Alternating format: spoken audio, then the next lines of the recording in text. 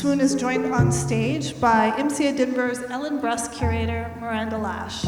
Miranda is also the co-artistic director for the 6th iteration of the International Triennial Prospect New Orleans, which is worth an applause. Go Miranda! Woo-woo! This is very cool. We'll see you all in New Orleans next November, right? A year from this November? November 24. November 24, so mark your calendars. Miranda has organized many exhibitions, including MCA Denver's Eamon Orhe Hiron, Competing with Lightning, Jason Moran, Bathing the Room with Blues, the retrospective Mel Chin Rematch, Rashad Newsom's King of Arms, and Swoon's Thalassa. And she's joined tonight by Caledonia Curry, who is known as Swoon. And Caledonia is a contemporary artist and filmmaker recognized around the world for her public artworks. She creates intimate portraits, immersive installations, and multi-year community-based projects, and she spent over 20 years mobilizing her artwork to re-envision the communities we live in.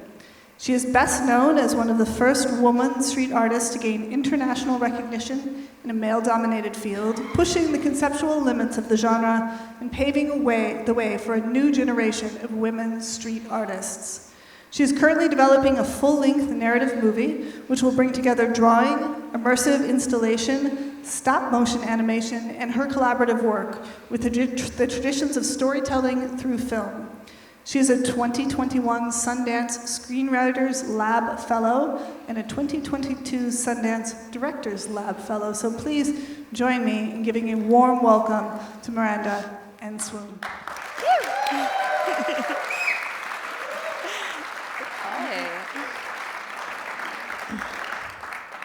Such a joy to be with you, Callie. You too. We've known each other a while, actually. A long time, yeah. I want to make sure I give out a shout of thanks to our friends at the Centella Foundation. Yes. Thank you for hosting Swoon. Woo! At Swoon. And for making all of this possible. And also a thanks to our Rockin' Programming Department at MCA Denver. Thank you so much.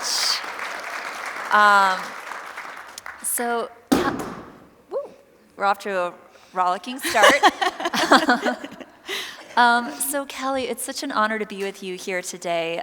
You have been a revolutionary in the genre of street art, and you've had a robust series of museum exhibitions, and you've done projects that have shown really a new standard in community embeddedness and engagement with community. So today, we're going to look over some of your favorite projects, some projects that we've been talking about together. And I'm so grateful that we get a sneak peek into your most recent upcoming project, the Sibilant Sisters. So I thought we could sort of begin at the beginning and talk a little bit about how you got started as an artist. Yeah. Well, hello everyone. Thanks for coming. So, the street work was, I was in college, I was a painter, I was losing my mind, I felt that I needed to create something. I was in love with New York City, like in love with it, and I was like, I want to make something that's in it, on it, with it. And I just needed to kind of become part of the walls. And also the textures and the overlap and the decay and the sort of, being able to be part of the city. It was just like such a siren call for me, and I just started to create these pieces while I was still in college, that were, these kind of collaborations out on the street. And unbeknownst to me, this huge movement was brewing. I mean, I must have sensed it. People were making work on the street. But within a couple of years, I started, traveling the world, and it just became this kind of moment. Yeah, well, and it should be acknowledged, you chose to work in wheat paste, which was an interesting choice, considering way other folks were approaching street art. Yeah, and the thing that I loved about it was I loved the temporariness, I loved the decay, I loved the sense that the artwork was kind of alive in a way, that you got this thing that happened sort of over time. This was next to one of a friend of mine, and hers had decayed, and I sort of came in next to it to say hello, or just the way that things, there's sort of a frailty to it that I think kind of just like reminds us that we're alive and that time is passing. Yeah, and you were working in New York, but traveling everywhere, right? Like you shared some of these were in Havana, Yeah. Tokyo. So That's this in Havana. Yeah. It's an example of a practice that you took with you. Yeah. Yes, and it became something that everywhere I went, there was a different relationship to it, and people loved it, or they hated it, or they, or they remembered them forever, or they tore them down, or, all different kinds of ways that people would kind of either treasure or protect or despise the pieces. It was kind of interesting to see, Totally. And I think that's the way many people first encountered your practice before they knew your name or they knew your practice. They would see it on the street and sort of start asking who did that and who was it. Totally. And I know that today you probably get asked this a lot, but you were also, there weren't that many women doing this. Yeah. No, there weren't. And I don't know, even kind of why that was. But, but it was illegal, and it was very much a boys' game, because there was a little bit of a cat and mouse with cops and this and that. But, eventually I kind of also, I think, because I am small and a woman and can be very soft-spoken, and I sort of developed this way of working where I would just go out like at 9 a.m. on a Sunday morning, and if anybody was mad, I would just take it down, and that was the whole thing. Because I found that going out at night, I would get chased, and issues would happen, and, it was like, I just kind of found a way to sort of to just make it my own. Yeah, totally. So eventually enough people noticed your practice that museum curators and gallerists started to approach you. Yeah. And a famous one, Jeffrey Deitch, gave you one of your first exhibitions. That's right.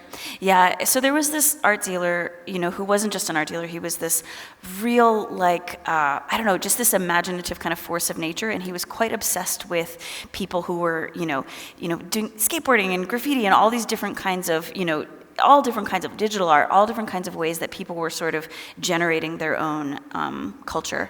And I think Carlo McCormick, the writer, actually one day dragged him out of the gallery and was like, I need to show you something. And he saw this piece out on the street. And Jeffrey immediately was like, oh, what is this? And who is this person and how can I find them? And it was a little nerve-wracking at first, to have built a practice out on the street and to have had a lot of very specific feelings about that, but to really also feel that I did want to expand my imagination. You'll see this installation, I built out kind of a whole world in there. So it's a really different language that you can do once you're inside and it's not raining and all these different kinds of things. And so I just found that I didn't want to live it myself, even though I so much loved what was happening out on the streets, that I also wanted to continue to grow. Yeah, because you kept both practices concurrently. So while you were having museum shows, you were also still doing work in the streets. Yeah. Do you recognize her? I do. I know, I'm trying to act all cool about it, but this is actually one of my favorite artworks of all time. And really, this is something that we dreamed up together. Me and you.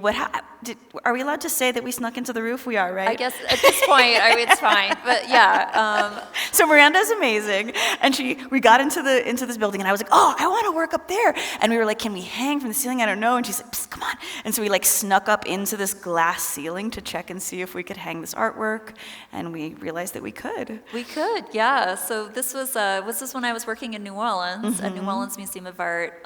Kelly, you'd been creating these incredible Weiss-Pace drawings around the city, and you'd been working with this amazing artist collaborative, New Orleans Airlift.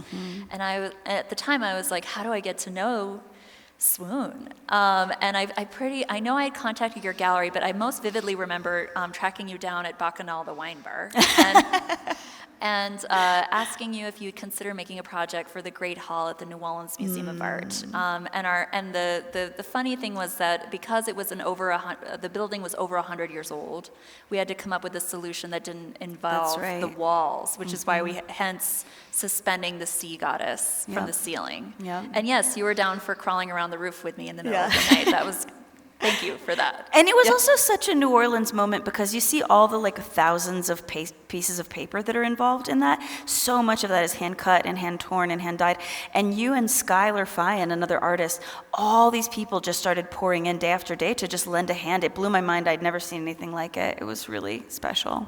Yeah, Yeah, but that spirit of creating something communally actually really influenced me as a curator, and it's been beautiful to see you carry it through with other projects, like letting other people be involved. So Thalassa traveled to other museums. There's a shot of it at the Detroit Institute of Art when the sea goddess sort of migrated to different places. And you've done a lot of museum shows since then. I have, yeah. So this one's at the LA MoCA with Jeffrey Deitch. So this one's just in a gallery. This is the Brooklyn Museum, where we brought the rafts, actually, that we'll show you into the museum kind of for their last place. But, just thinking a lot about kind of creating sort of spaces that feel awe-inspiring or sacred, or that like take you through kind of histories or narratives, and just like, what is it about, building out immersive installations that, that can only be done in that way, in that medium. Something encompassing. Yeah, which takes a lot of commitment, and also to convert the white walls of a gallery space. It's a serious effort. It's a lot of, there's no patina, there's no texture, so it takes this extra lift to make a museum feel. Yeah, and this actually show was just at the Turner Carroll at the Container in Santa Fe. So another amazing gallerist that I work with, Tanya, who's probably here tonight, has made a space for because these huge works, it's hard to show them. It's hard to travel them. They're so intensive, and so that's really fun. And this is going to go to the Taubman at the end of the year. Yes, the museum practice continues, and I got to see also your survey show at the Contemporary Art Center in Cincinnati, which I think something beautiful about the wheat pasting practice is that I've seen you basically create almost a retrospective of work where you can pull forward, images, people that you've, have been showing for years, and juxtapose it with more recent. Mm-hmm. Yeah, that is a really great thing about printmaking. I was just talking with someone tonight about printmaking, and just the way that you can sort of, like during this show that Miranda's talking about right here, I was able to just make a timeline of like 17 years of work, because most of the blocks I still have. Some of them were destroyed, but most of them still exist. And so to be able to kind of iterate and reiterate these works over time is just something that I've really loved, and I love about printmaking. Absolutely. So we agree. We wanted to spend actually a lot of time on some of the site-specific almost doesn't do justice to these types of projects that you've done. But I'm excited that we get to talk about Swimming Cities of the Switchback Sea, because that was one of the first projects that I didn't know you yet, but I had heard of this project, and I love this image. I love this so much. Could you talk a little bit about how this is the setup? Well, so I was looking for somebody who could help me understand how to build a raft, and I met this woman, Sean Neutrino, who had been part of the Floating Neutrinos, and we had to get together one night, and she said, listen, this is how it works: plywood, shipping styrofoam, unsinkable. And we made a little scale model of it, and we floated it in the bathtub. And what I found is that scale models work. They truly do. And this was just one of those funny moments. And she said, now, if this sinks, it doesn't mean that it's not going to work. But in fact, it held up beautifully, and it was this demonstration of what could be made. So this was an extensive project. Yes, over the period of 4 years. The first 2 years were on the Mississippi River with a group, over 100 people were part of this project over the course of it. So the first 2 years was this very collaborative, we were trying to kind of have some sort of an ecological approach. I would not say we succeeded, but we tried. A lot of recycled materials, a lot of, trying to have a small waste footprint, and bringing artists, and this is like barnstormers, speakers, and all these kind of wild sort of sculptural elements, and then traveling down the river from town to town and doing performances essentially, and just being like this kind of traveling circus along the water. Yeah, well, and I remember you telling me the durational aspect was interesting as well. You had to live in close quarters with people. Oh yeah, I mean it would be like 30 people at a time on these rafts, day in and day out. But it was also so beautiful. I mean, every night we would build a campfire and cook our own dinner. It had this absolute magic to it. Yeah, and it should be mentioned, like the street art that you participated in, these were not sanctioned stops. There wasn't it wasn't like a full setup everywhere that you. Although Yeah. the boats were registered. They all had license plates. And this is like an amazing thing. And one of the reasons I always love to share this project, even though it's over 10 years old, is that there's something about, Papa Neutrino taught us this thing. And he was like, just find these bare minimum of rules and follow them, and that's all you need to do. He was like, you need to float, you need a life jacket, you need a fire extinguisher, you're done. And he was like, go to the DMV and tell them, I have a wooden boat. It's 20 feet long. Can you give me a license plate? And they do. And then as long as your wooden boat is 20 feet long, when the Coast Guard comes and it floats and it has propulsion, then in the States, that flies. And then this kind of amazing thing happened where because, maritime law says that they need to sort of respect the maritime law of the country that you come from. So because we had registered in the sort of Wild West maritime laws of the US, when we went to Europe, which we did with these rafts, and they were utterly horrified, and they were like, this is, in Europe, it should be an actual boat. But because we had, here we are coming in the New York Harbor, because we had registered in the US, they kind of had to let us go. So it was this sort of amazing, I don't know, just little seed of inspiration, but of also we did call the Coast Guard. We did find our way kind of through the laws. That's amazing. And so you went through the Mississippi, down the Mississippi, and then That's up right. to New York. So over the course of 2 years down the Mississippi, those rafts actually met an end. They were burned down while we were away, which I strangely to say, I'm sort of grateful because it was about to get very dangerous, the lower part of the Mississippi. And then for the next, somebody needs to plug in my computer. I see that it's going out of charge. Electricity, please. I kind of still had this need to work on rafts, but I wanted to make it even a little bit more kind of sculptural and fantastical.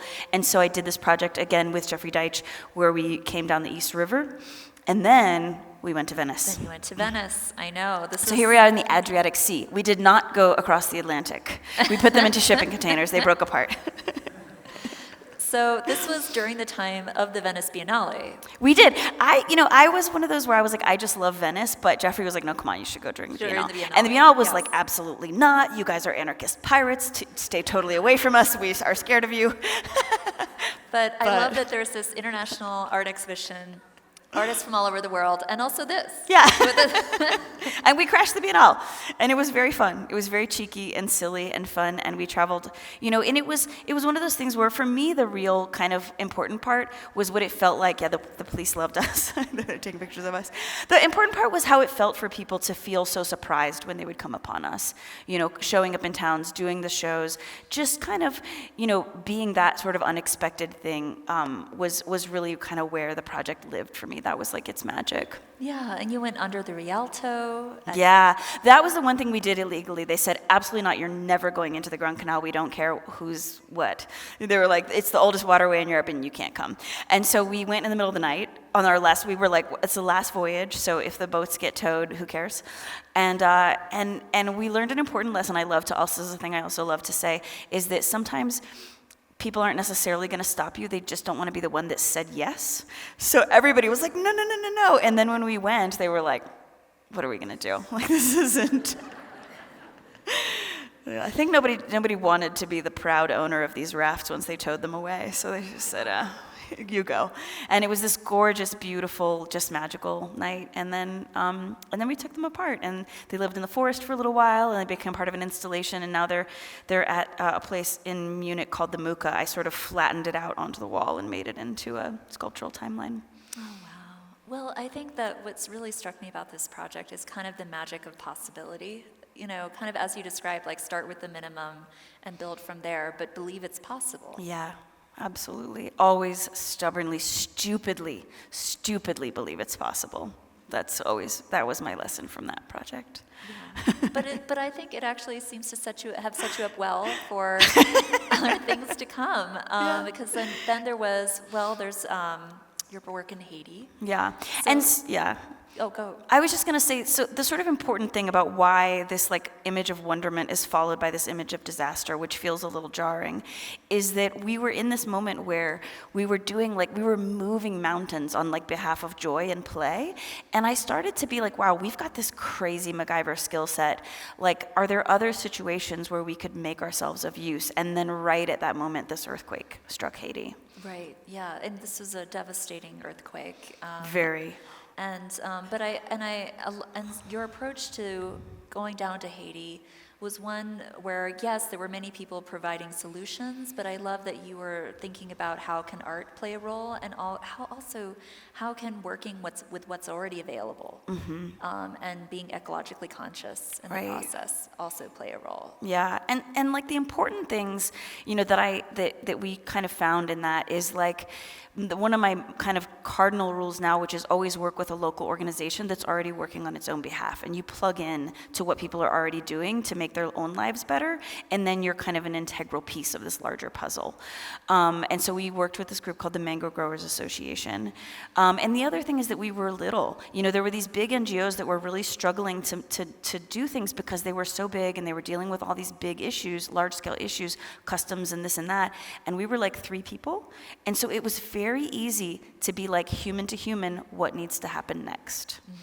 Could you talk a little bit about that process of like, because this is the Convit Shelter project, where you were building ecologically sustainable houses in Haiti, and working with community members and thinking about the longevity of these buildings. And could you talk about that early process of meeting with people, having those discussions about what should be done and what should be built? So the way I have worked is I've always like bring a little, learn a little. So I never, I think some people have the philosophy to just show up like a blank slate, and I personally don't, because as an artist, I feel like I do, there are times when being an outsider is actually a good thing, because you kind of bring some energy and you bring a different perspective. And it's particularly in this case when people were struggling with the disaster, even just to be the team that tapped in from the outside, that was like, we're just in a different place, so we have these reserves, was kind of important. And then, so we learned about this style of architecture that was this earth bag building. And, the thing that was very interesting about it was that it built with the dirt on the ground, and all you really had to use was rolls of rice bags and barbed wire, and that was all locally available stuff. So there was no issue of bringing materials in through customs and imports that was stopping so many other people from building, that it was just a matter of kind of getting a few very tactical pieces in place and then kind of building this system together. And so, we got together and had meetings with folks, and we were like, everyone was saying, even after a disaster, nobody really wants to be the first one to have the weird house. So like the first structure has to be built communally. It has to be a community center. And so we talked with folks, and people were like, oh yeah, we actually do literacy classes. We do all these things in this tiny little, very hot, unwell lit space. And like, if we could have a building where we can close the doors and have privacy, but the light comes from above, then like, the grandpa can be learning to read and write, and his grandkid isn't like teasing him through the window, So it was like this kind of interesting that was like our marching orders. We were like, okay, we got it. And so we ended up together building this earth bag, 3-room community center. And then kind of very quickly realizing that this was really a long-term relationship, because I was really new to working in community, and I didn't understand yet that it's about people, right? It's about human connection. And I was also very interested in bringing beauty and sort of making kind of craft and beauty part of the rebuilding process, because I just think that it's nourishing to the soul. And so I was just like, what if we do bring in these considerations? We are artists, like let's and folks in the village it was tons of sculptors and rock carvers. And so we had this instant click where, we just kind of combined forces and made these structures happen. Yeah, well, and similar to the boats, though, you've incorporated beauty into the process, and things that, are both attractive and functional, which is one of the reasons that people wanted to engage with them. Yeah.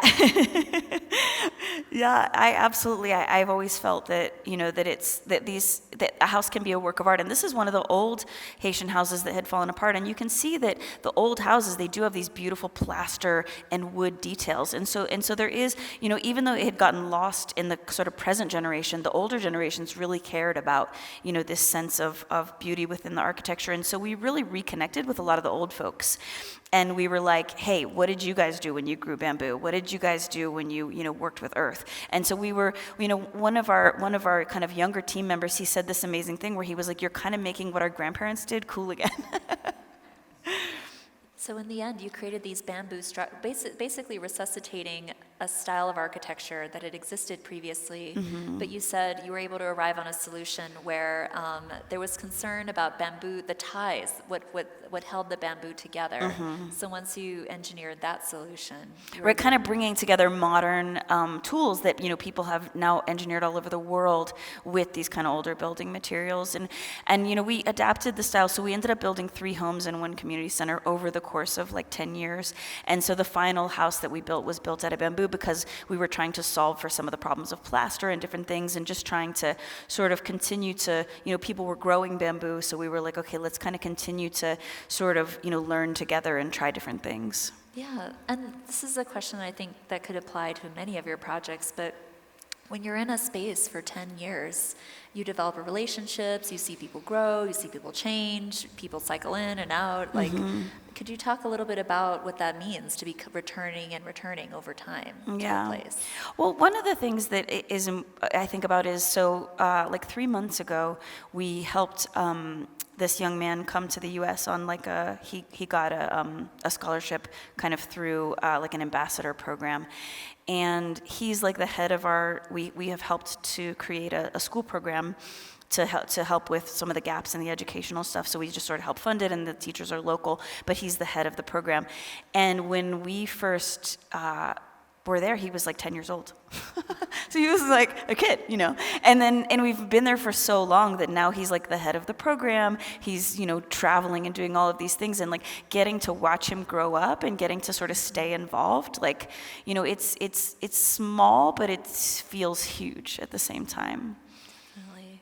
So you concurrent, And I just want to say, I'm sorry, like Haiti is in such a state right now, and I have no idea like what the like, just like how to, it feels like after the earthquake, it was like building. It was so clear like what to do, and I don't know, I just want to send some love to Haiti right now, because like folks are really struggling, and it's so much less clear like how the world can be supportive. Yeah, and I think that's a great point, because yes. I really appreciate you saying that, because for so many places there's that initial wave of support that comes in after a disaster, but it's so hard to get that sustained support over time. So yes, thank you so much for that. Yeah. Well, while you were working on Haiti, so when we met in New Orleans, you had already started your work in Haiti, but you were also doing wheat pasting in New Orleans, and that's how folks in New Orleans first became exposed to your work. And then you connected with these artists, Jane Pennington and Taylor Shepard and Delaney Martin, the New Orleans Airlift people. And there was this wild idea that they had at the time, which was converting an 18th century house into a musical instrument. Yeah, so I met Jay in Switzerland at Basel, because we were both working there, and we went to the Jean Tinguely Museum, which I think sort of informed actually what came next. And he said, hey, I have this house, and it's gonna fall down. He was sort of working post-Katrina to try to like make sure that culture didn't kind of leave the city in the wake of that. And he was, part of what he was doing was kind of making these kind of collaborations with people from outside the city. And he was like, this house is gonna fall down, and I wanna make like a funeral sculpture for it in a way. And so I drew the sketch, and I was like, what if it's like, I think I had just been making the raft, so it's quite similar, right? And I was like, what if it's, you've got your rocking chair makes sound, and there's this wheel, and you play the stairs, and just like, how does this become, because New Orleans is so musical, and because street parties, right? I kind of had this idea that like, if we turned it into this street-facing instrument, that like when the second line could come by, people could play it. And it was one of those ideas that kind of very quickly took hold and very, very quickly became something that I was just a tiny part of, actually. And so Taylor and Delaney, New Orleans Airlift, they... So the house fell down before we could... You were there! I was there when it fell down. I love this story. Yeah, so at the time I was working at New Orleans Museum of Art, and the folks of Airlift invited me to see the house to see if they wanted to collaborate with NOMA, and they were so polite. They invited me into the backyard to have tea, and I remember there were teacups and there were crumpets, and we were sitting in the backyard, and they were like, "You should collaborate with us," and I was like, "I'm not totally sure that house is safe." And as I heard it, they were in the middle being like, "Oh no, it's totally safe." Yeah, they were like, "It's totally safe." And literally, we heard a crack, and the entire house folded. like it was the most cinematic experience of my life. I watched a house fold onto itself right in front of me, and like the plume of dust go up. It's totally safe. And I was still holding my teacup. And then they were like, "We're gonna circle back," and I was like, "Okay." I bet it was that professional. We're gonna circle back. Yeah, it was some expletives, and then we're gonna circle back. Oh, too good, too good. I wasn't there. I wish I had seen that. Yeah, it was good. But then they made something completely incredible. Absolutely. And so Delaney was like, "No, I'm with this. I am not letting this vision die." And she kind of had this vision of like, what if it's not this single structure? What if it's a village? And what if all these artists are able to participate in it? And so she just started calling artists and being like, "Okay, what if you made one here? What if you made one here?" And they took all the scraps from this house that had fallen down, and they built this beautiful village. Yeah. Yeah, and so now it's still there in New Orleans. It's called the Music Box Village. Mm-hmm. So you can still go. That's an image of it right there. Yeah, that's the one thing I created that remained there is with a blacksmith, Daryl Reeves. It's the Delphine house. It's named after his grandmother. But yeah, it's permanent. It's permanent. It's playable. You can go during the day and play the shanties within the village like musical instruments. Mm-hmm. But the list of musicians that have passed through are so incredible. Mm-hmm. I mean, I just remember seeing Manny Fresh and Thurston Moore. Yeah. I mean, it's such a special roster. The Sun Ra Orchestra has played there. Yeah. Unbelievable. Yeah. That's Quintron. We love Quintron. Big Frida. Big Frida. Yeah. So it's still there. I totally encourage you to go check it out if you're in New Orleans. So I could talk about this for so long, but I know we should talk too about the sanctuary in Braddock, because in the midst of the work that you were doing in New Orleans, you had already purchased a church in Braddock, and you had big plans going back to 2008, you said. And so they've evolved over time to become the sanctuary. But I'd love for you to share some of that journey of how that got there.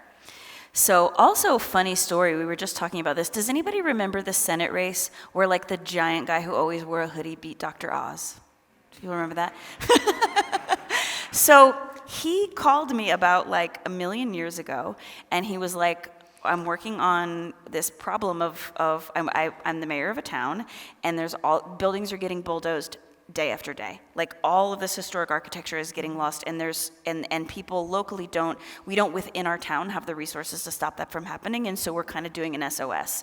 And he showed me this church, and he was like, "There's a program of tax abatement. You can purchase it, and the people who abandoned it and like had all these huge taxes, you're able to purchase this, and if you can rebuild it." And I was super naively said, "Okay." And it was like almost the dumbest thing I ever did, except stupidly believe.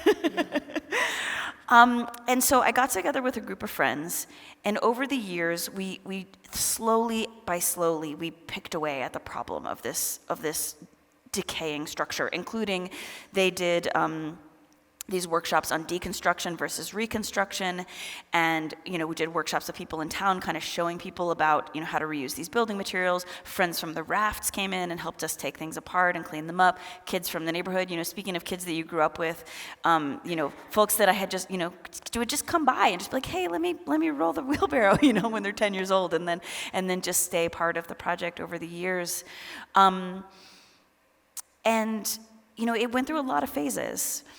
And at first I thought, it was going to be this and it was going to be that. And actually we ended up, the first dome for Haiti, we ended up doing the practice, the sort of test run was in the yard in Braddock.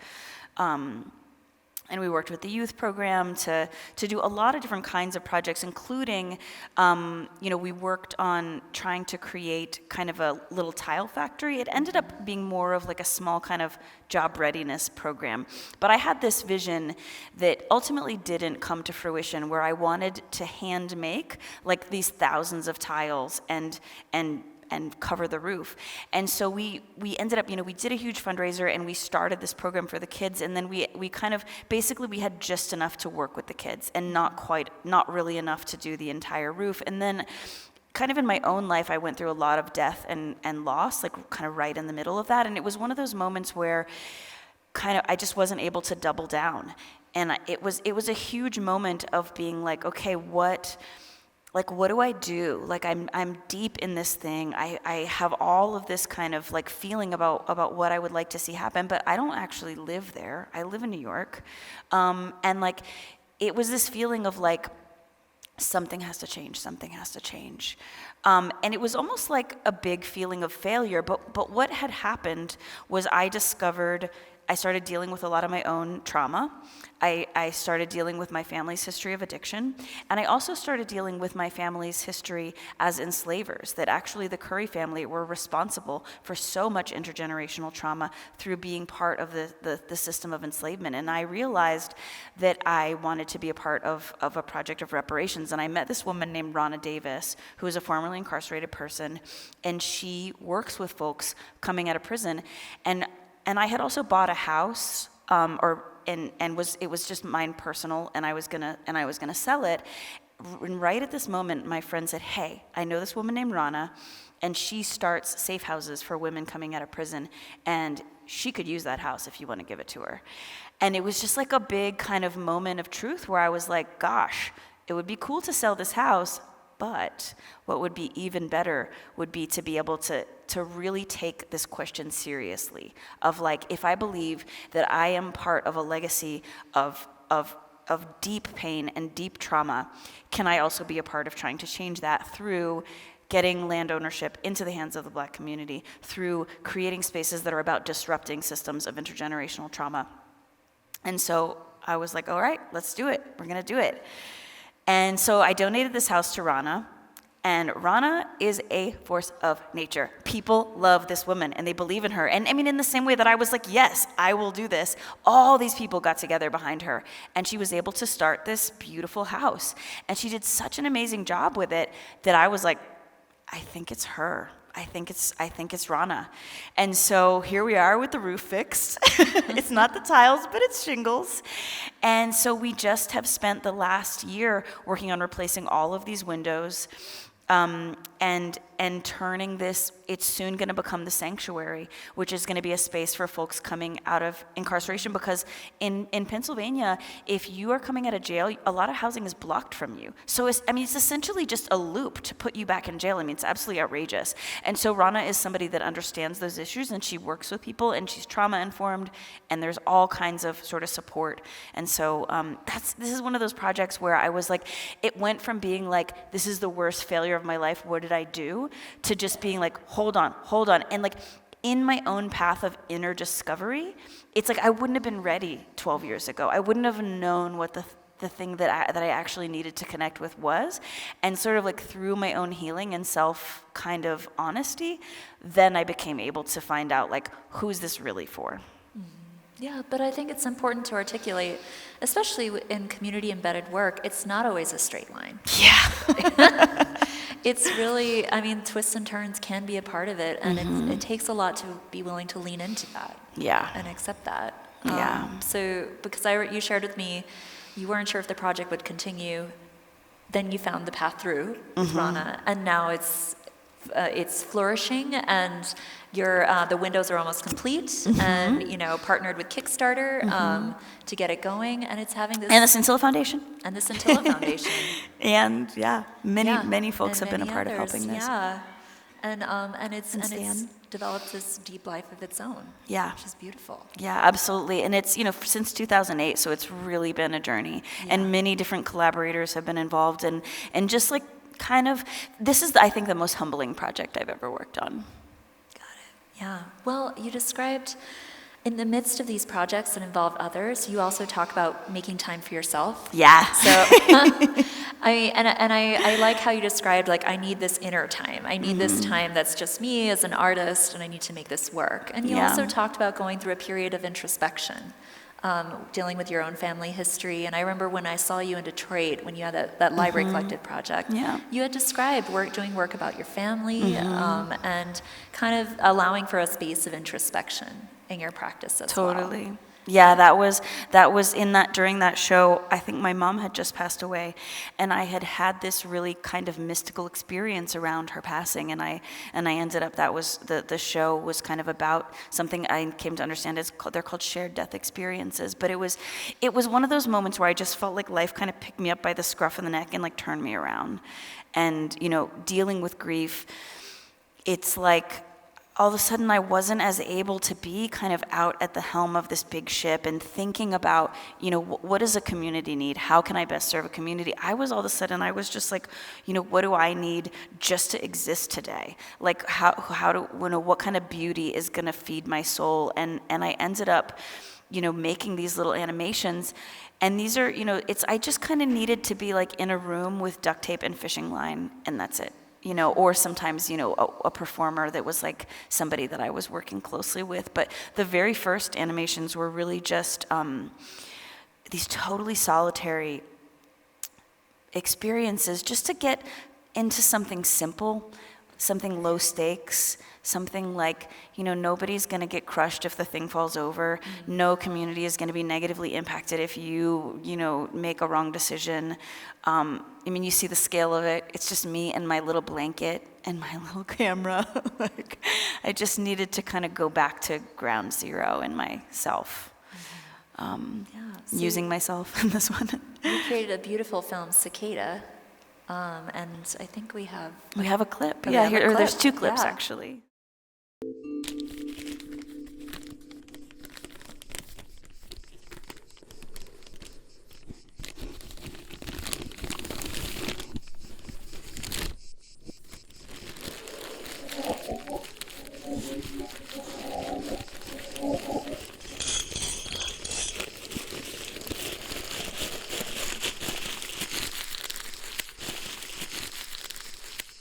And so the original film is, it's about 17 minutes long, and it's kind of just a very intuitive little journey that, through a lot of symbolism and kind of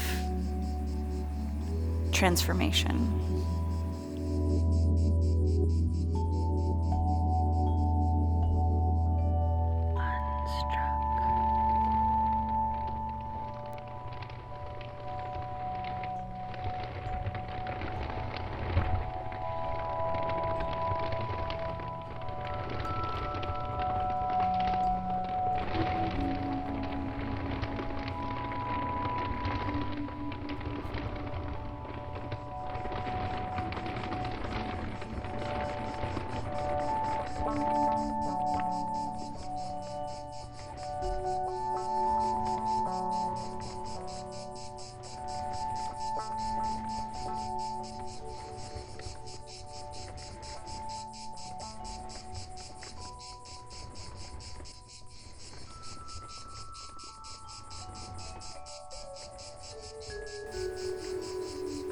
I love the sound of the cicadas as part of it. I worked with a sound artist named Brian Bowe, and I think he was in Illinois maybe at the time, and I think he just stuck a microphone out the window. So, I know, I do love cicadas, and you're from Florida. Yeah. And, and this leads us to the Sibilant Sisters, Yeah. which is a project you're working on now. Mm-hmm. You're going to go back to Boulder and have 2 days more to write. Mm-hmm. And this is an outgrowth of your project, your work with animation and film. But you have big aspirations for this, yeah? Yeah. Yeah, we were just talking about this the other day, and I was saying that it's that I want this to be a film that can play in theaters, or that can that can be on any of the platforms. That it's not so much an art film as like it's a movie. I'm just gonna try to make a movie, a narrative feature film. Yeah, and it's one. I mean, it's semi-autobiographical. Yeah, I started calling it like an autobiographical fairy tale, and so the film it's going to be a kind of mix of animation and I'm building out the sets in Florida. So this is my stepdad was like an incredible. He was a house painter, and he was like a great hoarder in like a. And I say that in the most loving way, and no one really knew what to do with his shed after he passed away, and I was like, I know what to do with it, and so I took all of the stuff from his shed and I just built these sets, and it was, we talk about parents passing, and this, I made different artworks about my different family, and this is very much a film about the family, but just building the set from his junk, I was like, this is one way that I love you, And so there's going to be, these kind of fantastical, it's a fairy tale. There's witches and ogres and unicorns and magical mentors that show up in sort of wacky caravans in the woods. And it's basically a story that's, when I was like 7 or 8, my mom went through a psychotic breakdown. My family suffered a lot of addiction, and as often happens, people are often medicating untreated mental illness. And she kind of went into a very dark place, and it was so sort of harrowing, and I had so much kind of PTSD about it that it took until many years later sort of doing therapy about it. And one night I couldn't sleep because I had just done a particularly intense therapy session, and I started to say, 2 little girls lived with a witch. I was telling myself the story, but telling it as a fairy tale. And then when I woke up in the morning, I just couldn't stop writing it. And I kind of discovered this thing, which is that like the deep inner language of my psyche is fairy tale. And I'll show a few clips here too. So this is one section of the junk shed.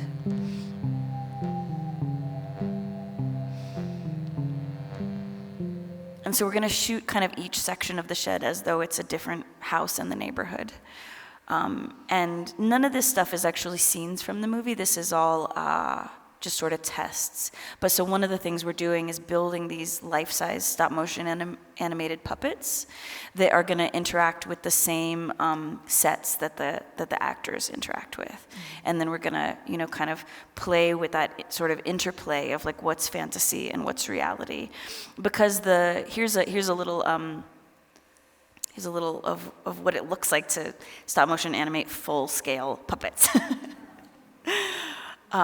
But so much of the kind of core of the movie is, as the mom is going through a psychotic breakdown, the little girl is kind of discovering her intuition and her imagination and asking herself, am I safe to really explore these realms? And like, what is the difference between what I see happening with my mom and what I see happening with me in my own imagination? And so we get this kind of interplay with the story where she's like, we live with a witch and a unicorn is going to come and rescue us and all these kind of things versus oops, can I, maybe someone can. You're seeing the backstage of the laptop. Pay no attention to that desktop behind the curtain. But, what's it like going back to Florida to work on this? Oh my God, I love it. it's funny because I think that I thought because the movie is, kind of working with such sort of traumatic material in a way, I thought it was going to be really heavy. But when I went there, I was with my sister and my brother, and I was like, you know what? We're doing awesome. We're good. Like, it's a generation later. There's been my mom's generation went through a lot of suffering. And we, us and my brothers and sisters and my cousins, like, I feel like we are like on our feet in this way that I was like, fuck yeah, like this is cool. I love this. And so it's something that feels pretty good. That's amazing. I did want to ask you, and I'm going to open it up for questions in a moment, but, we all have our wells that keep us going, and for me personally, that's my family. They're the nest I go back to. But like I think one of the things that you're known for is having this bright and generous and spirit of hope that emanates from you. And I would love to ask you, like, if you could share some of your wells, some of the places you draw from for that. Yeah. I think that so much is about the creative process that, like, for me, it feels like this relationship it's the relationship of my life. It really is. And there are so many people that are really important to me, but like, that's the relationship that like started when I was just a tiny little baby and has continued to like just be in reciprocity with me for every day of my life. And I have always found that it's one of those things where it gives me back what I give it. And there's something so, I just feel that there's like, truly kind of a magic to creativity, that like this thing happens where this heat starts to come about and where you start to create something from nothing. And I just think it continues to feed me, and to change. And I have to keep listening to it, like when I found my kind of inner voice being like, now we're going to make rafts, I was like, what? Like, what? Why? What are you talking about? I'm over. And I feel that way kind of over and over again. Like, okay, what? I'm writing? What? I'm not, what are we doing? What are we doing? And it's like this sense of just being like, just trust it. And like my logical brain the whole time is being like, but you're not even a good writer, and what are you doing? You've never directed a movie, and this is absolute, you are arrogant and ridiculous and things. And I just have to be like, that great. Okay, honey. And just be like, I'm just gonna keep trusting this thing. So that feeds me. That's amazing. Well, Kelly, thank you so much for sharing this. Thank you. Sharing your work.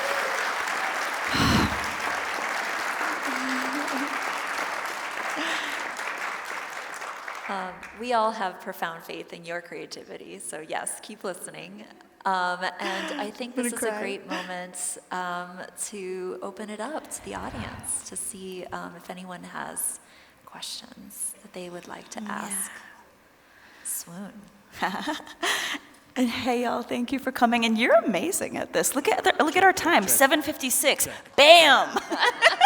This is a pro right here. Check. Yeah. Anyone has any questions? I see a hand up at the back. Kelly, you are so prolific, and I don't know how you accomplish this all. You must have a team of people. I was going to say, but can you just describe a little bit of, like, are you just coming up with the idea and then other people take it and run with it, or how much are you, like, actually doing the work? Yeah. So my approach is that I like to do what only I can do. So so let's just look at these puppets that are right here. So I sculpted all the heads and the hairs but all the mechanics underneath I gave to someone else to do, and then I built on top of it. And that's because I don't have the first clue how to do that part. But I think, only I can decide, like, okay, what's going on with like this curl or whatever, or building the kind of anything that involves the drawing or the sort of building of the models or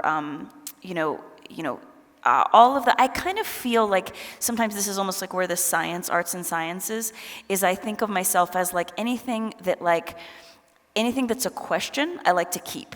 And as soon as it's a pretty much unknown, like, okay, we should have a puppet and it should, have a joint and it should be built out of metal. Like, okay, like once that's like a known and it's kind of out of my wheelhouse, or once it's something that can be repeated where it's like, okay, we made this one cut out, but like, let's make two. Then I like to try to get help with that. And I've had so much help over the years to the point where when I was waitressing, I would use my waitressing tips to hire people to help me. Like that's how important it always was to get help on things. And so it's just been a part of my process for a long time. And necessary. I mean, all those hand cut works on paper that you see in those are all hand cut. I mean, it just floored me, the amount of labor that goes into it something. really is a lot. And and there are some things, like the stop motion, like for example, as I'm just kind of going through where when I don't know what I'm doing, I just do it all. But once I know what I'm doing, then I try to get as much help as I can. That's a good question. Any others? And for all of us who would love to be creative. I can't hear you, actually. For all of us who would love to be more creative in our lives, could you say a word about how you became so creative? Is it simply innate? Or are there things you do that nurture that creativity? Yeah. So I really think that I stumbled into a very great good fortune when I was 10, where I went to a painting class. So I was coming from a very unstable childhood, and I had like this need for affirmation that was kind of bottomless in a way that I didn't even understand. And then I went into a painting class, and it was like this kind of Bob Ross style painting class, and these folks like taught me to like paint with oils on canvas, and the teacher painted like half my painting. So it was genius when I finished it because she had painted it. So I bring it home, and I've got this brilliant painting, and everybody's jaws hit the floor, and they're like, "You're a prodigy." And I was like, "Oh yeah, I definitely am." And like I just kind of like got this like gasoline infusion of confidence, and I was a talented kid, like to be sure. But like I really think that there was some kind of thing about like need and affirmation and like good luck and all these things. And I just feel like the like that little kind of piece where I'm like, what would I share about this? It's like that little kid where people were like, "Oh my God, you're brilliant because you used oil paint," or whatever it was. Like, how can you give that to yourself? Because that's like, your creativity flourishes like in positivity and in allowing and in like, I also did The Artist's Way when I got out of college. Do you guys know that book? It's such a great book. And she just says this thing about going with your instincts and just being like, don't question it, don't question it, don't question it, don't question it. You question it when you're editing. But in those first blush, like, just lead with pleasure. Follow your bliss. That is a trope for a reason. It's the truth. And so I think just like allow yourself to love what you love and allow yourself to feel good about what you make because it's making you feel good, and that's all that matters. That's great. Yeah. Other questions? Right there. Yeah. Hi. Oh my gosh. Hi, Max. How are you? Okay, I'm just going to shout you out for a second. So Max does this amazing project called Artolution, and we are sibilant sisters. We are kindred, and we also have sister hair. I have a couple sisters here tonight, Rebecca. I have quite a few sisters, but so Max also does this project that's very much about kind of creativity in moments where people need healing and where people need it most. So thank you for coming tonight, Max. Oh, thank you so much, Callie. I couldn't be more honored in the profound sharing and stories that you have. So my question is, you embodied this amazing like imagination, play, like all the things that make life worth living, and you harnessed that during crisis. Right? During Haiti, the crisis right here in America, in Braddock, Pennsylvania, right? What do you think, because I view you as being at the forefront in the history of the arts. I'm sorry, say that again? I view you to be in the forefront in the history of the arts and education right now, in the world. I was like, say that one more time? As many times as you want, I got you. Come right? Again. My question is, how do you think we can harness all that good stuff, that magic, and use it for the crises that we see in the world today? I would love to hear your magic on that. Yeah, well, I think like about what we were just talking about like how sometimes it's like this pendulum swing where like sometimes I need to go back in the room and like play with the duct tape and like that's the well, and being like for me it's like about this pendulum swing. It's about being like one for me, one for the world, one for me, one for the world, and like kind of keeping that alive of like knowing that if I need to be really selfish, if I need to go inside and just like reconnect with my joy, that I can do that not just so that, but also so that when it comes time to be like, all right, we're going to get in the trenches with this, like my well is full and I can get in the trenches with it. You know, because the other thing that I've found over the years, and I'm sure you have found this too, is that it's the exhaustion and the burnout are very real. And it's so deeply fulfilling to try to address suffering, but it's also, you know, it can really send you spinning. It can really send you to your own kind of darkest places. And so I think it's been about kind of allowing myself to also, you know, take my own joy, or like give myself, you know, moments of self-care and things like that kind of amidst that. And also, I think kind of bringing my own creative process into those spaces. Taking care, creating space for yourself in the midst of it. Yeah. It's a great point. It's a great point. Other questions? You see a hand back there? Hi. How are you? Good. I just want to say thank you so much. Thank you. Like 100%, you're one of the most inspirational people, and now after this, watching you speak, amazing. Can you write a book after you finish your movie? You don't say, because I'm actually at the Scintilla Foundation at Swoon House writing a book right now, but it's a fantasy novel. Well, I just like the things that you embody, like your choice for community and your balance within yourself, and also to just the healing and just everything you've been through. I think that there are a lot of people who are artists who go through the same things and sometimes feel alone. And like listening to you speak, I'm like, it would be incredibly inspiring if you did.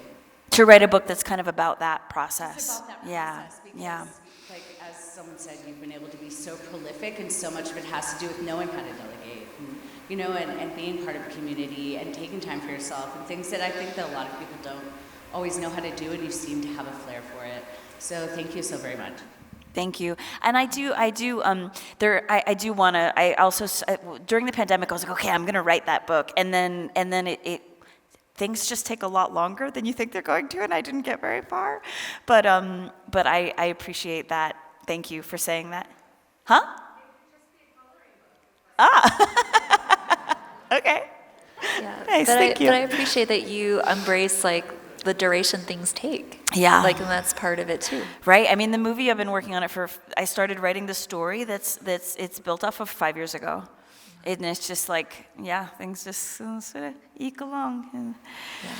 Or zoom forward. And, you know, and I've been in another question that people haven't said, but I know that a lot of times people are curious about, so I'll just talk about it, is people say, well, how the hell do you fund all this stuff? And it's a bunch of different ways, but how I sort of started in the beginning was that because I made prints, because I made drawings, I made saleable work, so I was able to kind of loop that. You know, I had the good fortune of being in New York at the right time, at the right place, establishing a kind of an art market, and then kind of feeding that back in. You know, and now there are there's Heliotrope Foundation. Many artists have been a part of that. Right now I'm working with the Scintilla Foundation. There's a lot of, sort of figuring out allies, figuring out structures of support, doing crowdfunding. I mean, there's just like 1,000 ways to try to kind of piece the puzzle together and. Yeah, and none of them necessarily have to involve a gallery on Chelsea. That's right. I think that's really important for artists to hear, is that but there's so many ways that this can be done. Many ways, absolutely, at this point. I mean, between like Etsy and garage sales and like, you know, tonight we just had a pop-up show with somebody who's like on the board of Heliotrope, who, you know, works with real estate here in whatever, I just forget where I am, in Denver. Anyway, and the other thing that one of my teachers said to me early, and I think is kind of, you know, what I'm trying to get at with this long, is she was like, find your people. And that's true in so many ways, and you know, remains true. Remains true. That's great. I think we have time for maybe one more question. Oh yeah, and then I'll do some book signing after. Yeah, and we will. It should be mentioned, there's a gorgeous book, The Red Skeins. Skein. Sorry, excuse me. It's a gorgeous hardcover book, and Callie has very generously agreed to sign some copies after this. And so we're so grateful for that. So please check out the book, get yours signed, and yeah. there's more to come. So yes, we have one more. Sweet. Howdy. So I had a question regarding wheat pasting. I used to be like a little crust punk, like punk rock kid, and I did a lot of wheat pasting, and then I worked for like 10 years in an art museum. And my question was kind of about like the technicality of wheat pasting. Like, of course, it's like a wheat-based material. It disintegrates over time. It decomposes. And I was super curious that like when you started getting gallery shows and museum exhibitions, was it hard to find an adhesive that behaved like wheat paste without like attracting the bugs and mites and bacteria that loved feeding off of wheat paste and paper like that? Or did the galleries just allow you to use wheat paste? Was there like a transition in like the technicality of the materials you were using? Right. Well, there is, the kind of, the bugs question usually often had more to do with like found objects. We would sometimes need to like fumigate things before we brought them in. The rafts, like they were like living in the river, and then we like, so usually I brought my own bugs, I guess is what I'm trying to say. But the wheat paste, I never really did much with cooking wheat. I didn't really have the patience, and I found that the powdered paste, because also I would tend to want to, it's heavy, and I would often do it by bike, or so you would only do like a gallon at a time. So I would want to bring something that was just like a dry mix, like in your backpack, and then you would just go find a water somewhere, to ask a restaurant, or like find a hose or like whatever, fill it up, mix another batch. So I really liked that pre-mix stuff, and so that was kind of less organic. And then the thing that I discovered, just one of those funny coincidences, I moved into an apartment years ago, and somebody had left like 10 gallons of acrylic gel medium like in the room I moved into, and I was like, oh my God. And I just did everything with it, and I discovered that it's an incredible waterproofing agent. I don't know, I haven't stopped to think later about toxicity or these things, but it's an acrylic, and so I just mixed tons of it with my wheat paste, and that is, there's like a wheat paste that was put up here in Denver maybe like 8 years ago, which like amazingly is still like partially intact, and that's just from the gel medium. So it actually has like it really, and so if a piece is inside, there's a little bit of like coloring, and there's a tiny bit of change that happens over time, but that pretty much arrests that process. And then I also would print on Mylar, and that was a thing I discovered early on because I didn't have a press, and I just needed to print by hand, and that was like a material that I could do that with, and that turned out to be very archival as well. Yeah, it's a good question though. Like, how do you make things archival? Or you can also let museums figure that out, and which is also an option. It's also an option. Well, Kelly, this has been so special. We were so grateful for your time. Everyone, please join me in thanking Kelly for being with us tonight. And thank you, Miranda, this woman. It's been so awesome to know you over the years.